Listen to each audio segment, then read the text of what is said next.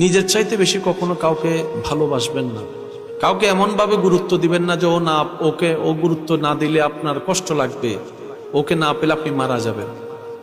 দুনিয়ার একটা নিয়ম কি জানেন? আপনি যেটাকে বেশি লাই দিবেন সেই আপনাকে বেশি কষ্ট দিবে, যেটাকে আপনি পাওয়ার বেশি চেষ্টা করবেন সেটাই হাত থেকে দূরে সরে যাবে, যেটাকে বেশি আদর করবেন সেই বেশি বিপদ দিবে আপনাকে।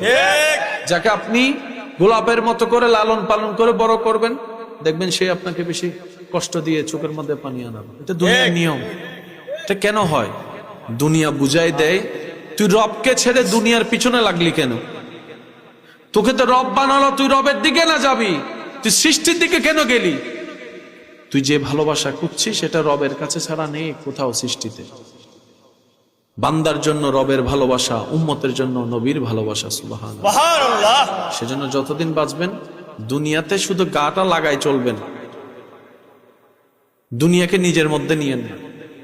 কারণ আপনি কান্না করলেও হায়াত চলে যাবে, হাসলেও হায়াত চলে যাবে। তো কান্না করে সময় নষ্ট করার কোনো দরকার। দুনিয়াতে যতদিন বাঁচবেন বেশি আশা রাখবেন না।